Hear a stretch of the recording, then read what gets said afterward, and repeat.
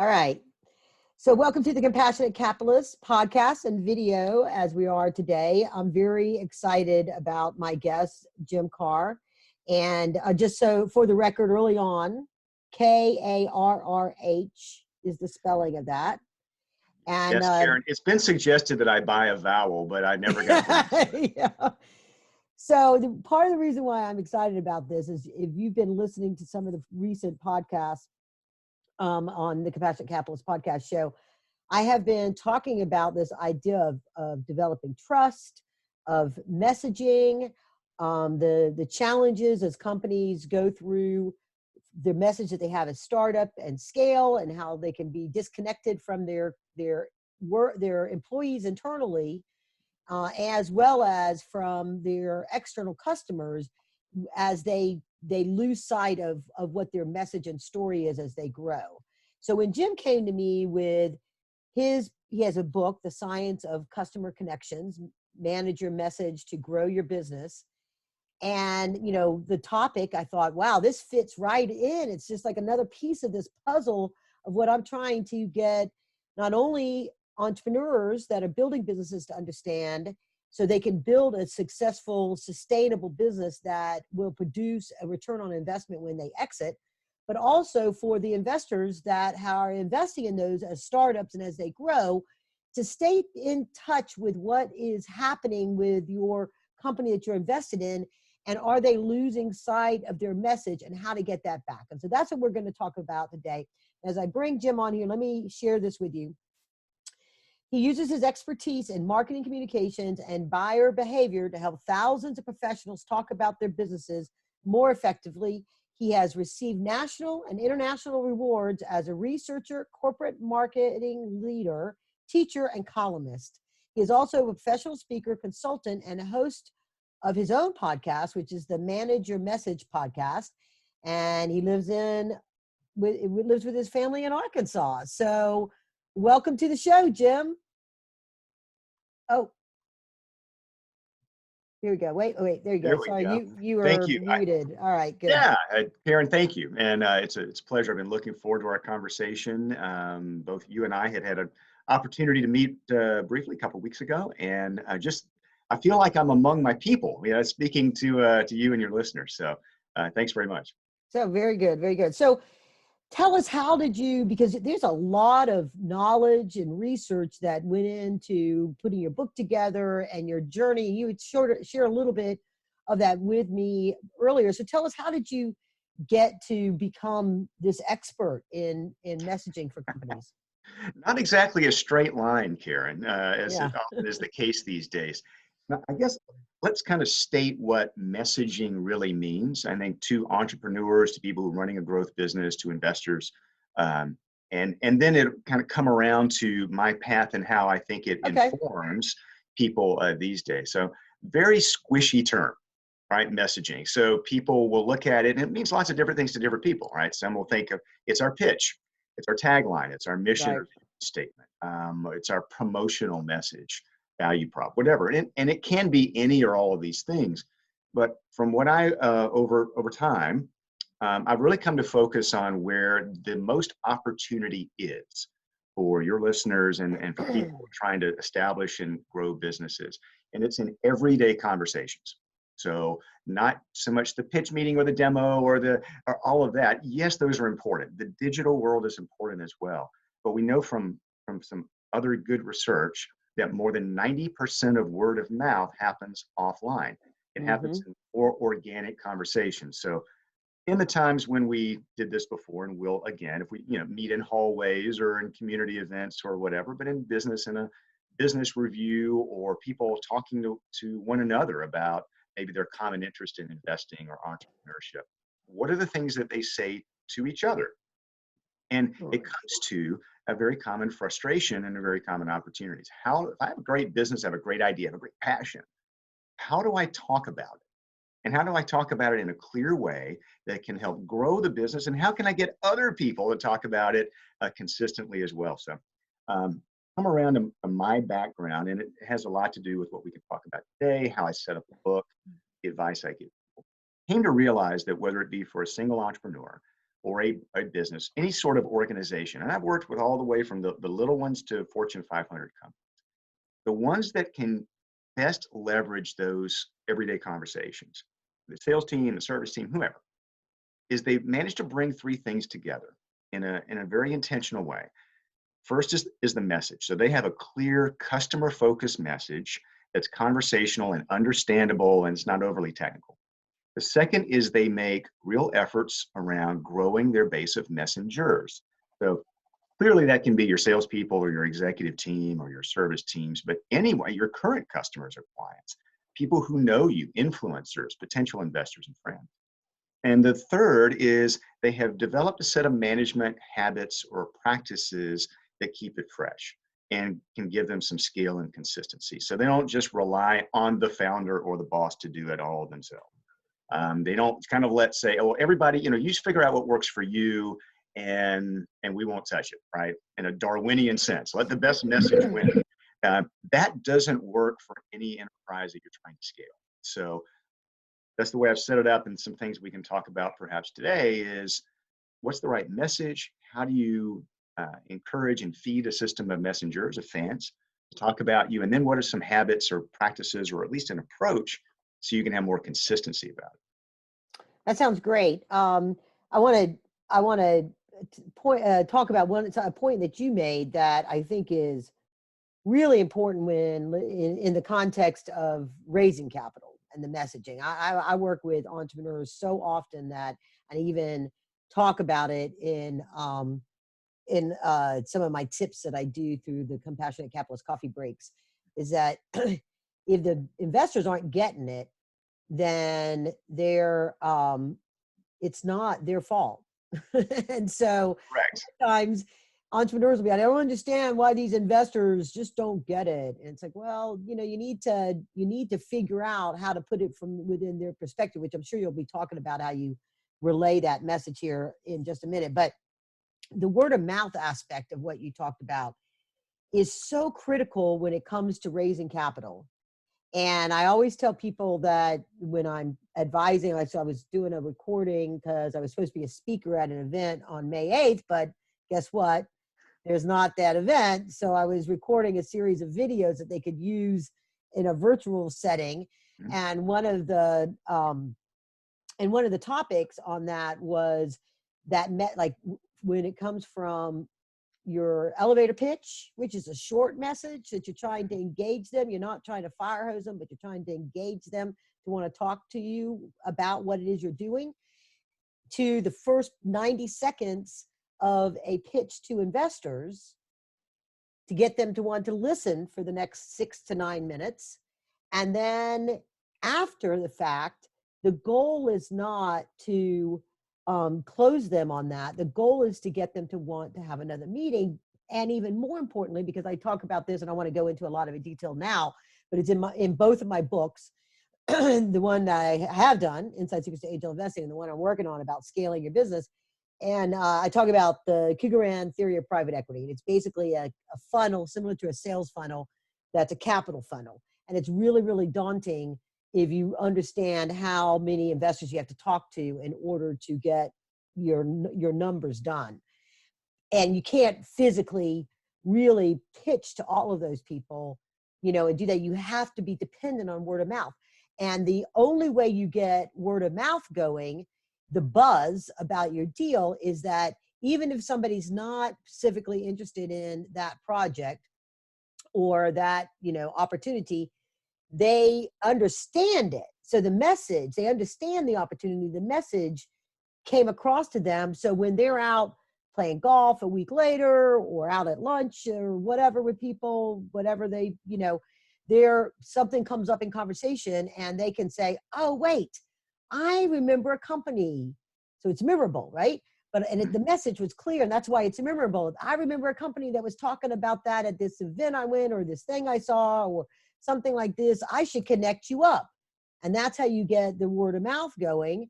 And I think within the context that you'll probably share here in just a few minutes, is that when it comes to the buyers, word of mouth, that's the peer review thing that has basically been digitized. But long before that, and you know, we go to our friends first, right? And so Yes. people within an industry, if they're IT professionals and they're looking for solutions, they're going to talk to their peers about it as much as anything else and look at the websites, but they always want to get validation from the word of mouth. What have you heard? It's so important, and that messaging is so important. So, you know, expand about on that on how you see that change, if you want, from the startup through to the growth stage, and the challenges that companies have when they start to get more and more people in the company, or more products, or more and more ways that they're trying to reach customers, and they lose sight of having a clear and consistent message. There is a pretty common path or story, and you've probably seen this very often, Karen. And so much of it will start out, you say, an entrepreneur or someone who has this idea and they're trying to raise money and they're trying to build prototypes and all. And it tends to be focused on the technology, their passion, their idea, their core team. And that tends to be the thrust of the message. And it's very common. I've seen it very often. You want to talk to anyone and everyone. Just, see your idea, what you're working on, all that. And if you don't know somebody, then maybe you know somebody who knows somebody. And it's very driven on just energy and passion, and say, well, somehow we'll find traction. And that's okay to a point, but I find it really is misdirected, and it causes problems as you go along. So to your point, even when you're pitching your idea, or pitching your innovation and trying to attract investors. And I've been on the other side of this as well. Investors are certainly evaluating you and your idea and your technology and your competitive strength and your team and all of that. But what they're really trying to think is there something here that somebody else will buy? Right. It really is. What is worth investing in it if there's a strong enough, if you're solving a particular problem that's really expensive or risky or appealing, and you do that in a unique way, then that's worth investing in. But still, it's not just about you or your passion. Do you solve a problem in a unique and Right. valuable way that's economically viable? And so the shift that needs to happen is to sometimes get out of our own heads and our own passion and our own bubble with all of this, and begin with real clarity. And this I find all the way from the pitch stage to your growth stage, and trying to get something that's more sustainable and consistent over time. If you can get everybody with a clear understanding of, first of all, what's the problem or the problems that you help solve?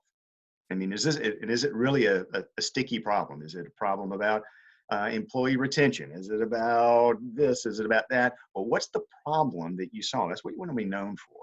And then you need to have, in my mind, a very clear understanding of who is your best customer or client, like who's a really good fit, and importantly, who's not, because that's going to be an important question to get. Who is this not for?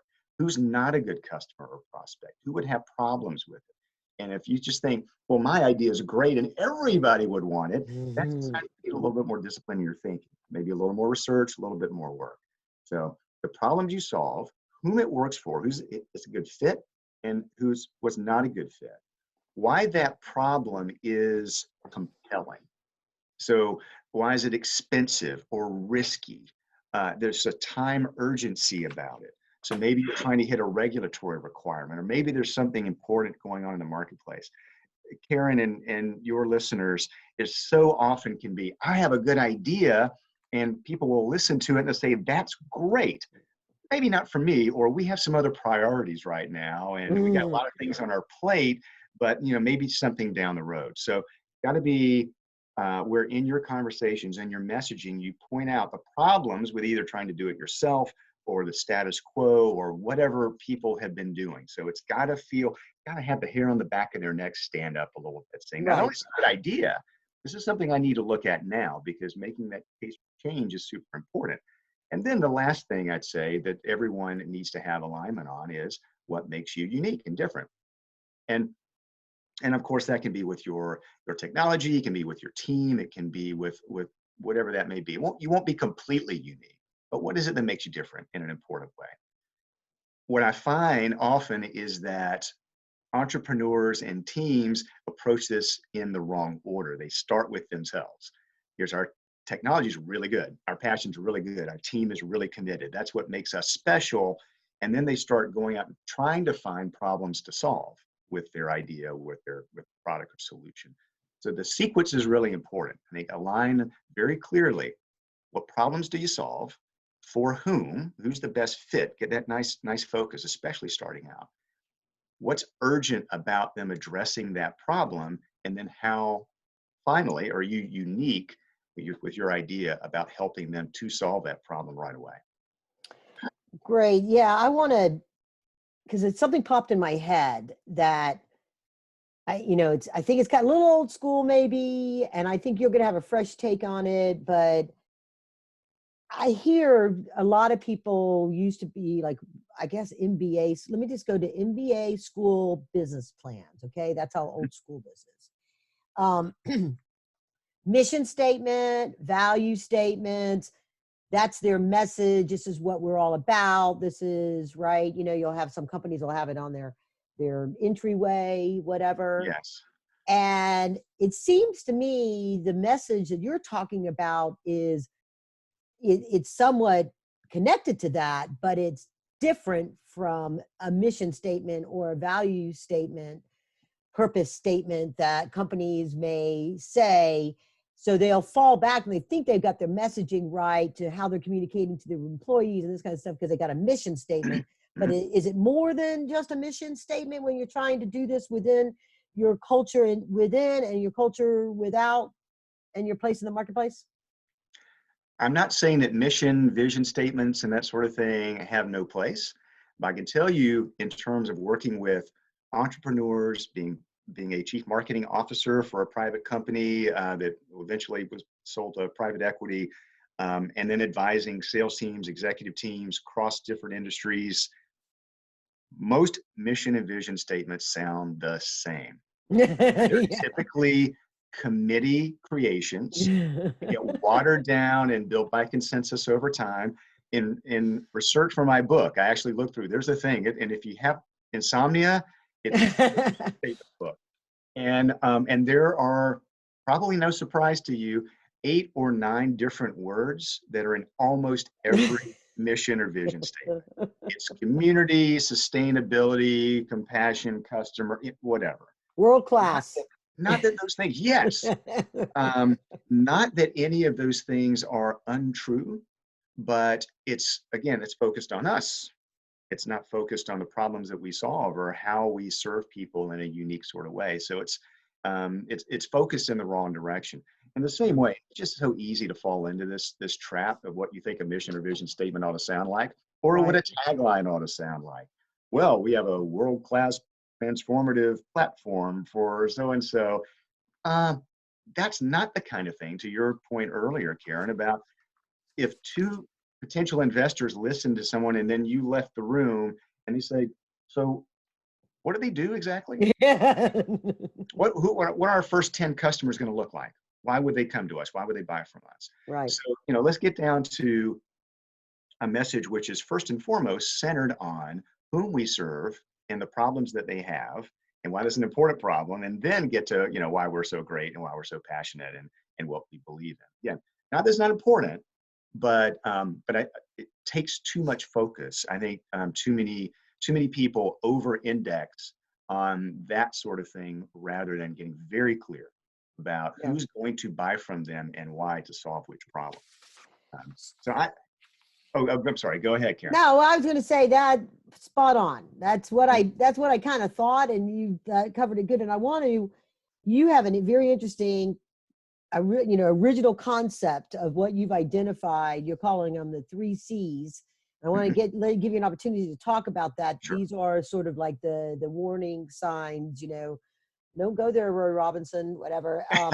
But I want to get about halfway through here. Tell folks, please, if you don't see it in the show notes or you're watching it here, you just whatever, jimkarrh.com, JIMKARRH.com is where you go get all this information, a lot more information. You got your podcast on there. You got access to your book, a lot of content. So please visit Jim's website to learn more and get in touch with Jim.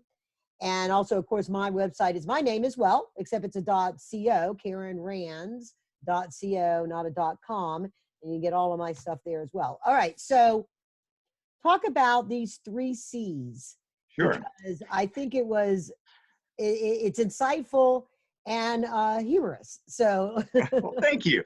And the whole thing is designed to, because so many areas about this messaging and how do we talk about the business and can seem, again, very kind of soft and frustrating. I have come to see it as a very manageable business problem. All you need is some simple structures and some habits and processes to try to figure it out. I had a little bit of a light bulb moment a few years ago, Karen. I was sitting in a conference and a bunch of consultant types, and not that that was in itself terribly interesting, but I had occasion to think about my different experiences. What is it, as we talked about before, like what characterizes the entrepreneurs, the companies, the organizations that do this well? They stand out because they have a good, consistent message that real people share with one another. And it's because they've managed to get the message and the messengers, their fan base, and their management habits right.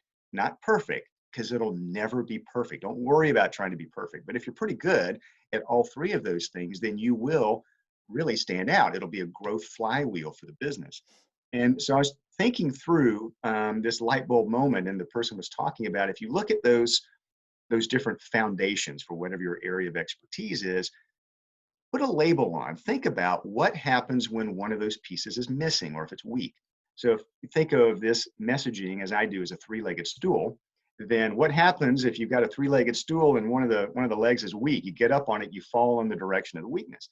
So where would you find the symptoms of what might be the area to attack first for you if you're an entrepreneur? So and I will just briefly go through those 3 C's, as you call them, and kind of why they're a problem and what you can do about them. Because fundamentally, it's not that hard. It just takes a little bit of discipline about it. So the first one is commodity. And so the commodity is when there's an issue with your messaging, because you have a mission and vision statement that sounds like everybody else. You're using industry speak or lingo or acronyms and technical language that doesn't connect. Our brains are usually really good, but our brains work against us in this situation because we kind of tend to be in the bubble. Our brains reward us for talking about ourselves in the same way that they light up when we have a great meal or we think about sex, right? We're getting brain reward. It's true. Brain scientists have figured this out. And so we tend to speak in comfortable language around our industry, or if you're hanging around other entrepreneurs, you tend to talk like that after a while. So the speech patterns come up. So oftentimes our very expertise, or the people we hang around a lot, is causing us, unfortunately, to undercut the value of what we offer, the uniqueness of it, because we sound like everybody else in our bubble. So the thing to do is to get outside the bubble, listen to people who are outside your industry, talk to customers, and just try to get some different language. The second C is crickets. Now, I grew up in a small town in the southern half of Georgia, and you go out on a summer late afternoon, and you could hear the crickets chirping because nothing else was happening. And I use crickets as the shorthand for growth is hard to come by, whether it be potential investors or potential customers or whatever. It's just hard. And what I find typically is the case, especially when you're trying to get started, is you don't have enough messengers. If it's all down on the founder or the team, and they're the ones who have to find the opportunities, go talk to people, close the deal. If you can get a bigger base of people to help you talk about the business when you're not around, then growth happens much more easily. And so the good news there, what we found out from science, is that most people are actually pretty good at this. You don't have to be an extrovert, or you don't have to be a brilliant conversationalist. You don't even have to have a PhD like I do. In fact, you're probably pretty well wired for conversation, and so are the people around you in your business.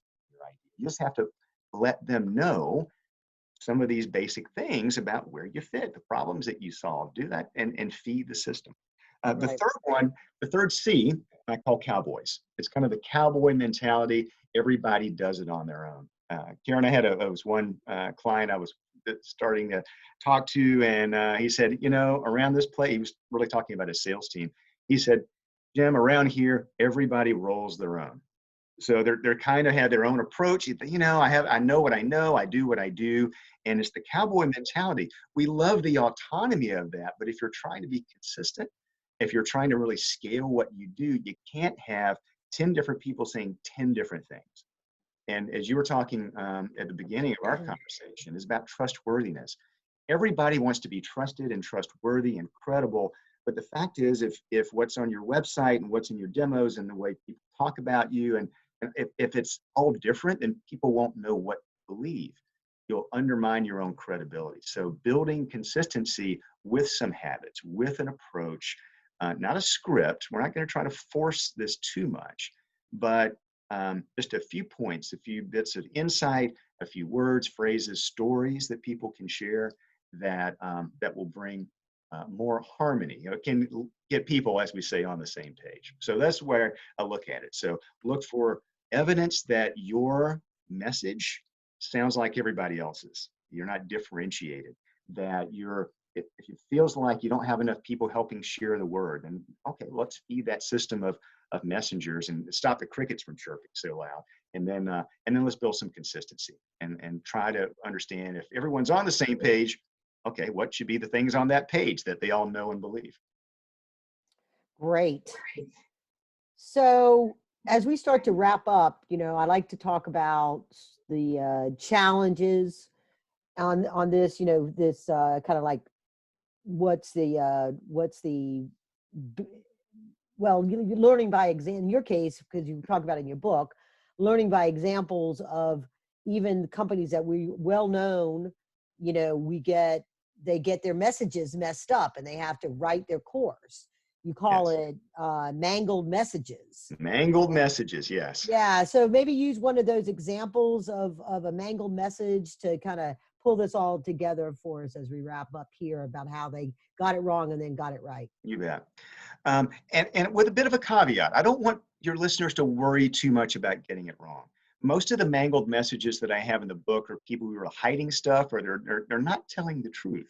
That's the trust factor. The There's trust a factor gets trust lost factor. and they have to get their message back because the trust factor's been That's right. One of them I talk about was PBS, Public Broadcasting Service. And they were having it was a July 4th. They do an annual, they get the orchestra and they have fireworks and they have a big show that goes out across the country on Independence Day. And it was a couple of years ago where at that time, there was scaffolding around the U.S. Capitol dome that was in the background. They were doing renovation work on the Capitol. And it was a cloudy night in Washington, D.C. when this live concert was going on in the fireworks. And then they showed these visuals of fireworks against this cloudless sky, and you saw the Capitol dome lit in the background with no scaffolding. And some people were going on social media, Twitter especially, and going, did the orchestra get rid of the scaffolding and the clouds? So PBS, and it was not a huge thing, but PBS was saying this was a live broadcast, but what they didn't say was they took clips from prior years and put them in there so it would look better on TV. And so it's, again, small thing. There was no reason to do that. And, always just tell the truth. So I don't think any of your listeners would have any problem with that. My encouragement, again, is that this is a manageable issue. I tend to think of a playbook approach for yourself, your team, and others like that. So just codifying, getting onto a screen, getting into a document. What are the most important things that they need to know? Who is an ideal customer for you? How would you find them? What are the unique ways that you serve? How people can help if they're interested in doing that. It doesn't have to be, I've done extensive messaging playbooks for complex organizations. I've done one-sheeters, that I've helped a startup or an entrepreneur go through just to get some clarity there. It actually becomes an energizing exercise. People begin to get real about it and they get excited about it all over again. And I'd also say, in terms of getting out of the bubble, talking to other people who can tell you the truth and tell you if something sounds a little stuffy or stilted or technical rather than conversational and understandable. And people who you engage in putting your playbook together, we'll get more and more excited about your business or your idea, and they'll help you with it even more. So you'll create messengers in the process. Right, that word of mouth, that ever important word of mouth. So Absolutely. So all of this has kind of come from, you asked me earlier about, where did this come from? I got a PhD in mass communication, and a lot of it comes from audience research and understanding that. Times of when I was a chief marketing officer in a private company, knowing the frustrations, the practical aspects of how do you get this to work, through your sales team, going through distributors, partners, and investors, and all of that. And then the past decade plus, Karen, I've been consulting, speaking, and advising. And so I've seen this around a lot of different industries. I'm very confident that the foundational pieces here will be of value to your listeners. And you don't necessarily need me, but you can have the structure and go through this yourself. And I think it'll give you a much higher chance of success. yes, oh, great. So everybody, thank you for tuning in. The book again is The Science of Customer Connections, Managing Your Message to Grow Your Business. Of course, that's Jim Karrh, Karrh, and the website is the name, jimkarrh.com. And again, I'm Karen Rands, helping entrepreneurs and investors create wealth through entrepreneurship for many, many years. And my website is karenrands.co. I want to encourage you to get his book.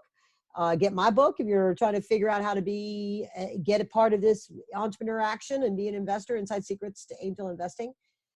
Thank you very much for being on the show, Jim. I learned a lot, so I'm certain that my audience learned a lot, and I'm looking forward to staying in touch. Absolutely, Karen, and congratulations to your listeners for what you're doing to drive the economy and drive your own success as well. Well, thank you very much. All right, everybody, that's it. Onwards and upwards.